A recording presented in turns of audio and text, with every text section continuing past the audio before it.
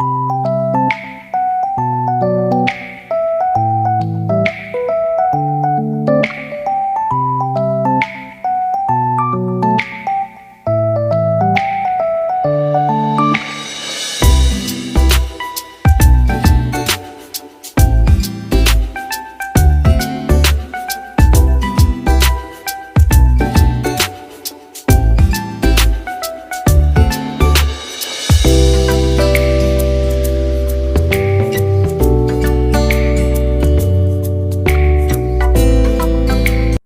అండి, అందరూ ఎలా ఉన్నారు?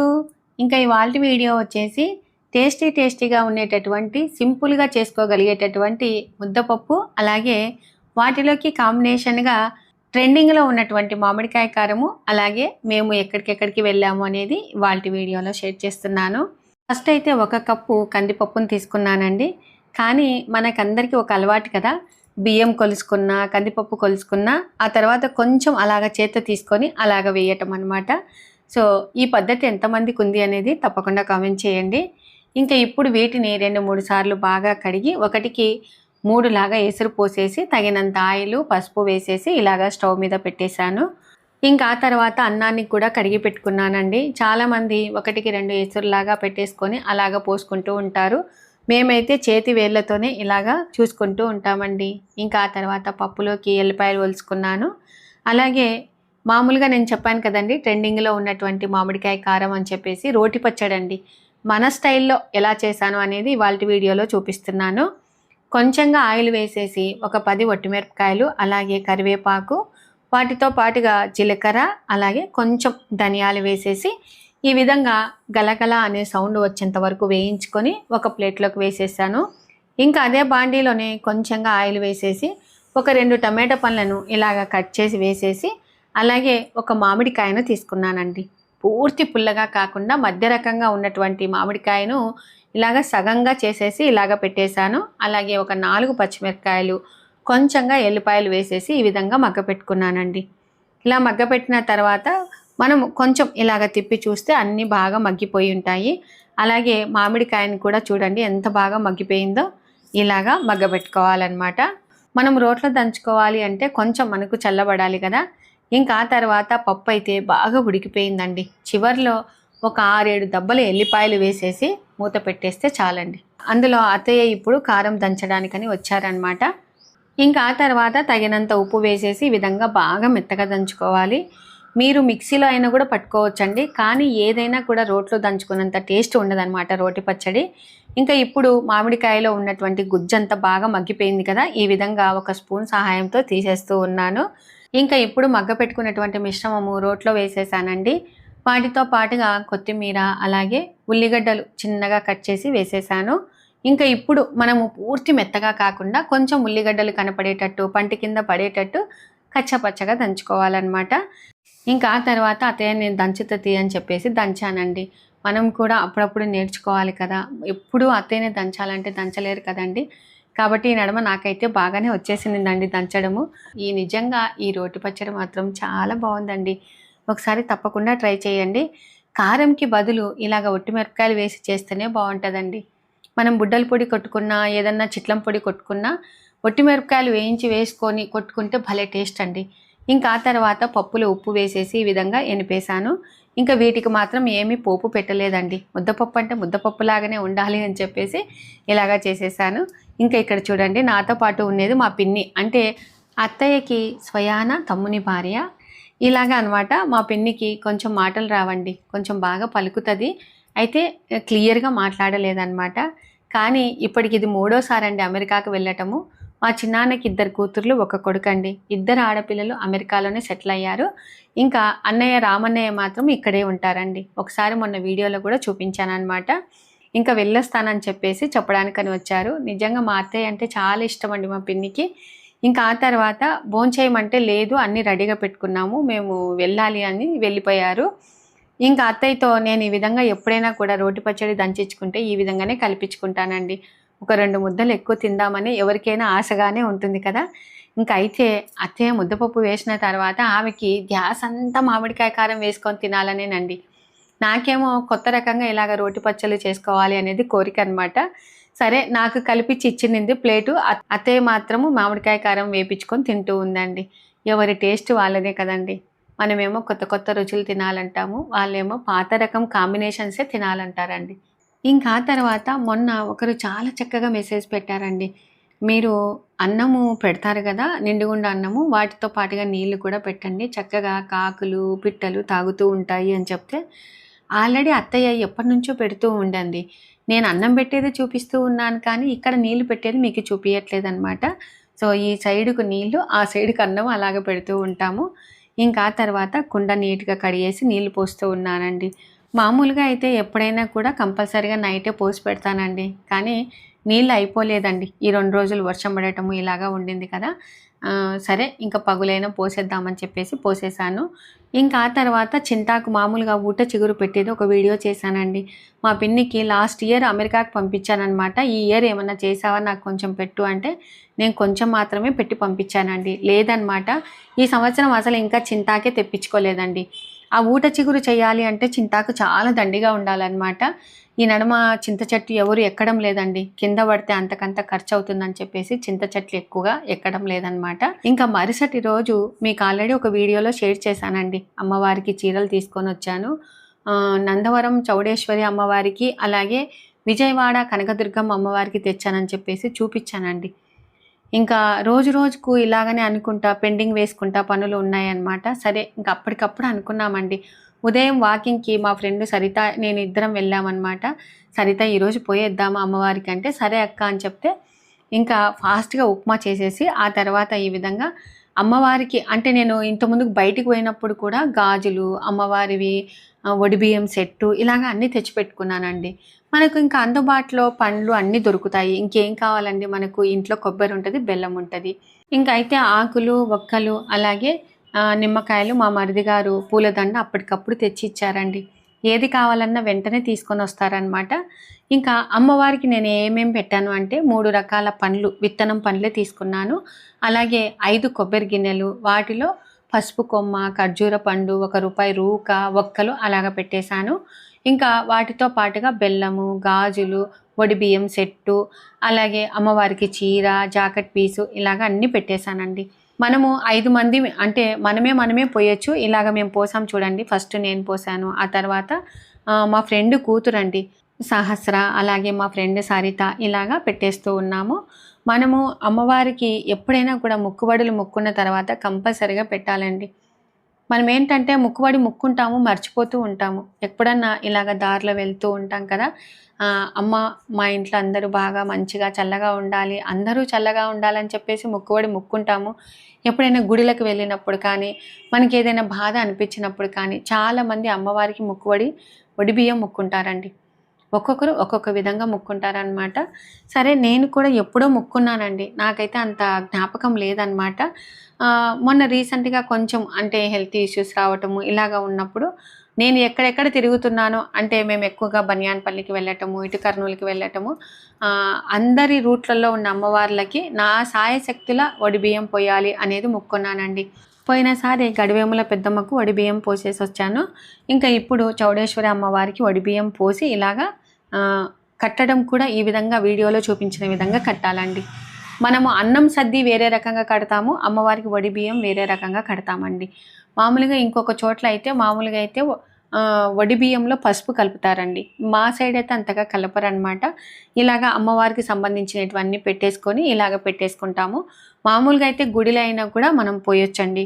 అక్కడ మంది రష్ ఎక్కువగా ఉంటారని చెప్పేసి ఇంట్లోనే ఇలాగ చక్కగా తూర్పు వైపుకు మనం కూర్చొని ఈ విధంగా పోసేసి కట్టుకొని చక్కగా ఒడిలో పెట్టుకొని కింద పెట్టకుండా తీసుకొని పోవాలండి. కాబట్టి ఈ విధంగా ఫస్ట్ చౌడేశ్వరి అమ్మవారికి కట్టేశాను. ఆ తర్వాత టంగుటూరు పెద్దమ్మ కట్టానండి.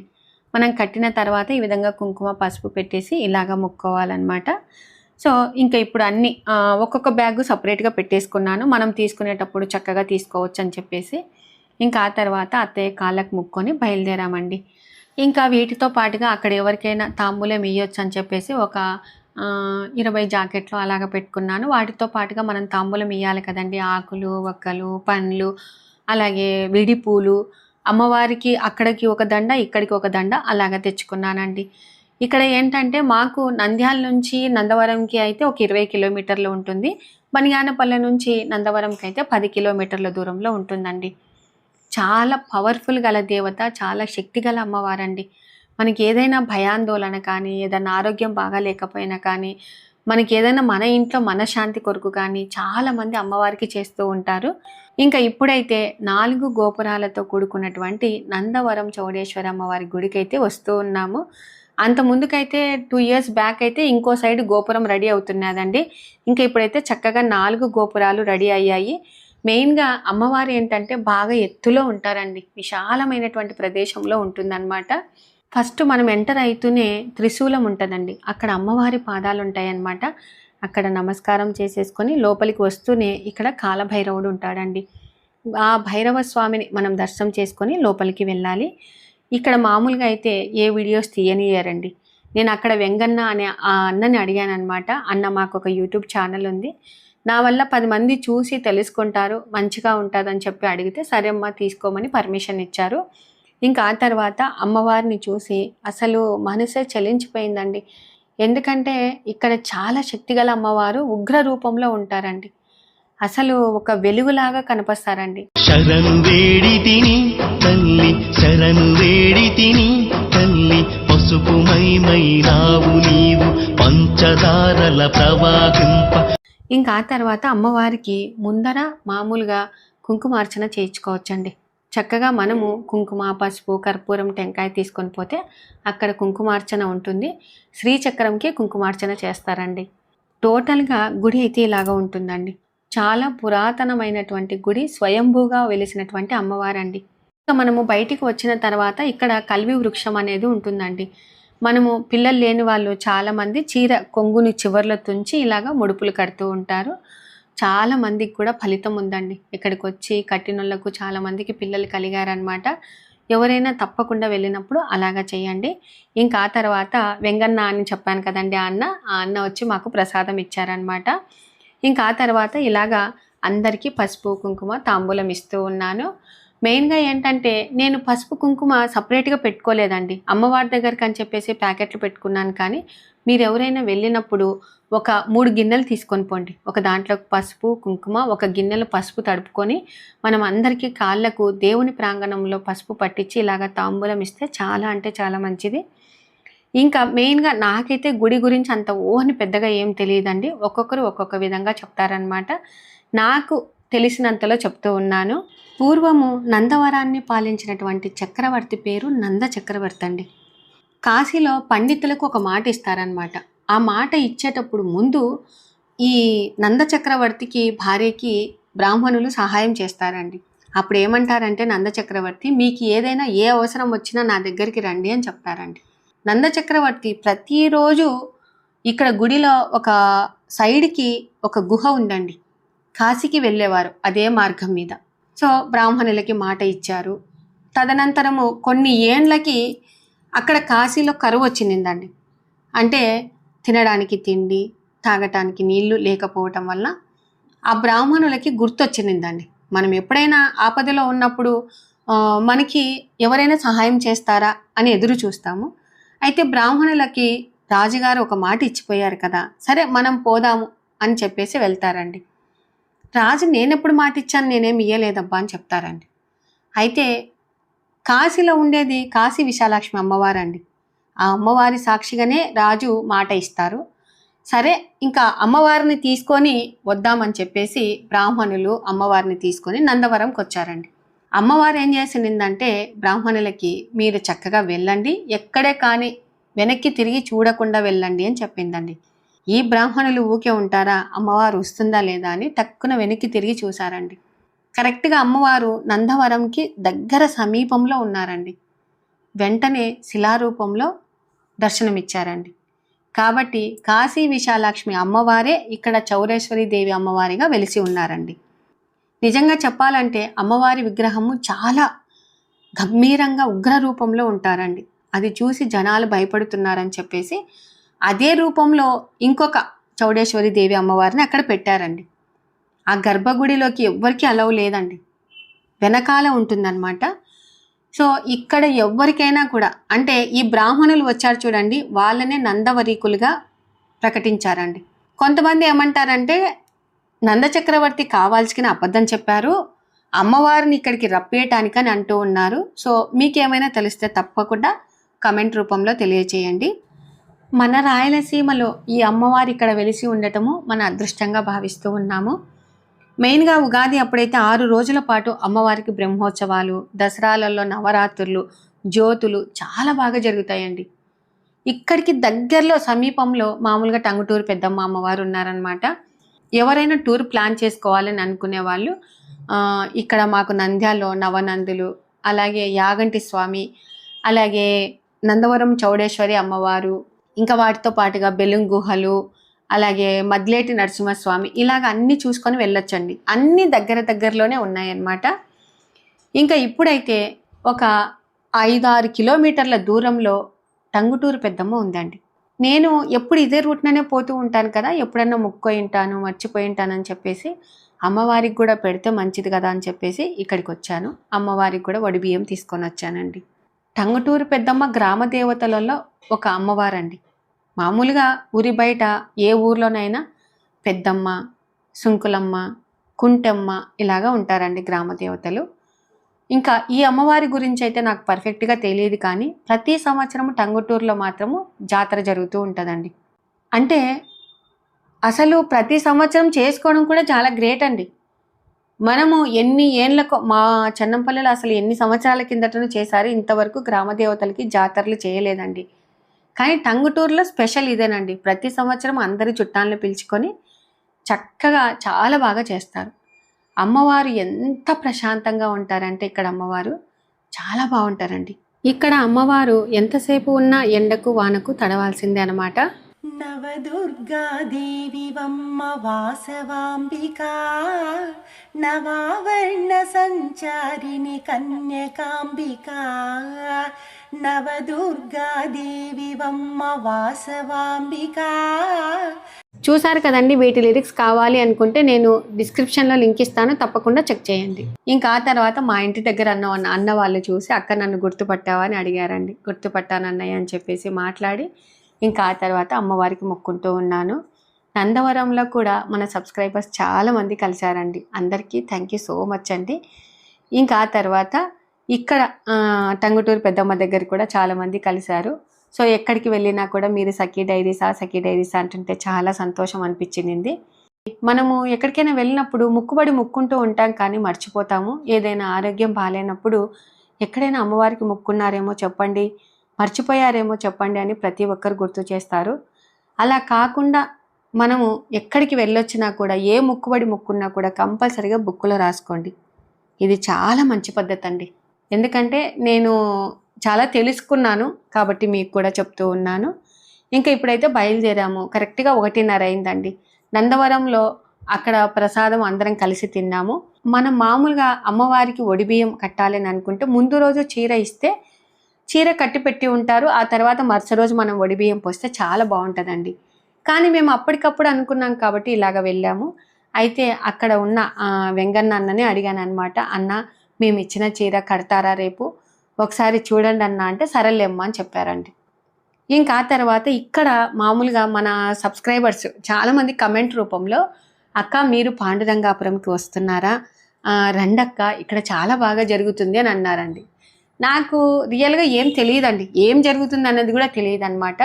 ఇంకా సరిత వాళ్ళ అత్తగారు అంటే లీలావతి పెద్దమ్మకి చాలామంది వాళ్ళ దగ్గరి బంధువులు రామసుబ్బారెడ్డి అన్న వాళ్ళు ప్రతిష్ట ఉందమ్మా, కల్కి భగవాను, అమ్మ భగవాను, ఇలాగ ఒక్కొక్కరు ఒక్కొక్క విధంగా పిలుస్తారు కదా, ప్రతిష్ట ఉంది రండి అని చెప్పారండి.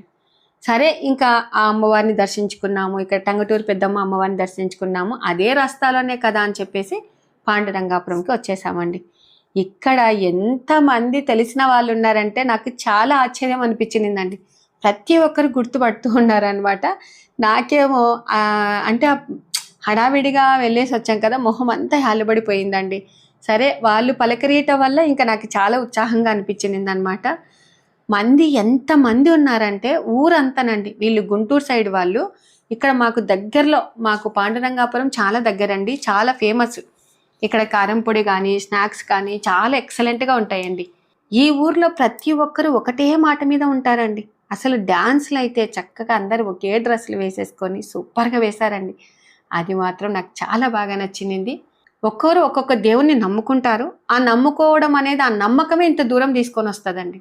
ఆ ఊర్లో గుడి ఇంత ఎక్సలెంట్గా కట్టించారు. ఊరంతా ఒకటే మాట మీద ఉన్నారు. భోజనాల కాడైతేనేమి, అసలు మనకి నీట్గా అరేంజ్ చేయడం అయితేనేమి చాలా బాగా చేశారండి. ఈ విషయంలో మాత్రం నేను చాలా గర్వంగా ఫీల్ అవుతున్నానండి. ఊరంతా ఎప్పుడైనా కూడా ఒకటే మాట మీద ఉంటే ఆ ఊరు డెవలప్మెంట్ అనేది ఉంటుందండి. ఇక్కడ చూడండి ధ్వజస్తంభము ఇలాగ పెట్టారు. అక్కడ నమస్కారం చేసేసుకొని లోపలికి వస్తూ ఉన్నాను. లోపల కూడా చాలా నీట్గా డెకరేషన్ చేశారు. ఫస్ట్ వెళ్ళంగానే వినాయకునికి దర్శనం చేసుకున్నాము. ఆ తర్వాత ఇక్కడ ఆపోజిట్లో సకల దేవతలు కలిగి ఉన్నటువంటి గోమాతను పెట్టారండి. చాలా బాగా, అంటే నాకెందుకో గోమాత చాలా బాగా నచ్చారండి. ఇంకా పిల్లలు మాత్రము శశాంక్ అలాగే సహస్ర, అంటే శశాంక్ మాత్రం గుంజీలు తీశారు. మనము గుంజీలు ఎక్కడో నేను తీస్తే తీయొద్దని చెప్పారండి, కాబట్టి అప్పటి నుంచి తీయట్లేదు. ఇంకా ఇక్కడ చూడండి కల్కి భగవాన్ స్వామిని ఈ విధంగా ప్రతిష్ఠ చేశారనమాట. ఇంకా ఆ తర్వాత మామూలుగా మధ్యలో మనకి దీపం లాగా కనిపిస్తుంది కదా, ఏందబ్బా అని అనుకున్నాము. సరే అక్కడికైతే లోపలికి పంపించలేదండి, ఇంకా వెళ్ళిపోయామన్నమాట. ఉదయం అయితే చక్కగా అన్ని హారతులు జరిగాయంట. ఇంకా ఆ తర్వాత మనము మన శాయశక్తుల ఏదైనా కూడా హుండీలో వేస్తే మంచిదని చెప్పేసి నేను అక్కడ వేసేసాను. అయితే నా మనసులో ఇంకా మనము దగ్గరికి వెళ్ళి చూసి నింటే బాగుండు, మనసులో ఏదన్నా పడింది అనుకోండి ఇంకా అట్లనే ఆలోచన చేస్తూ ఉంటాను. మాకైతే ఎదురుగా మనకు తెలిసిన అక్క వాళ్ళు రామసుబ్బారెడ్డి వాళ్ళ కూతురు వాళ్ళు వచ్చారండి. అవునా విజయ రా లోపలికి పోయి చూద్దామని చెప్పేసి వెళ్ళామన్నమాట. చక్కగా అప్పుడు మనసుకు చాలా ప్రశాంతంగా ఉండిందండి. అక్కడ ఒక చిన్న గూట్లో ప్రమిదలో ఈ విధంగా పెట్టేసి ఒత్తి వెలిగించారండి. బయటికి మాత్రం ఇలాగా కనిపిస్తుంది అనమాట, ఒక చుక్కలాగా ఉన్నట్టుగా కనిపించింది. ఇంకా ఆ తర్వాత ఈ అక్కనేనండి మమ్మల్ని లోపలికి తీసుకువెళ్ళి స్వామివారి దర్శనం చేపించింది. అయితే మేము లేటుగా వచ్చినాము, ఏంటబ్బా అన్నీ అయిపోయినాక వచ్చినామని అసంతృప్తిగా ఉన్నాము. కానీ అక్కడ ప్రసాదం మేము వెళ్ళేంత వరకు కూడా తీసిలేరండి. అప్పుడే తీసి అక్క స్వామివారి ప్రసాదం అందరు తినండి అని చెప్పేసి పెడుతూ ఉంది. చక్కగా తినేసాము. ఇంకా ఆ తర్వాత ఈ అక్క వాళ్ళు మన ఫాలోవర్స్ అంటండి.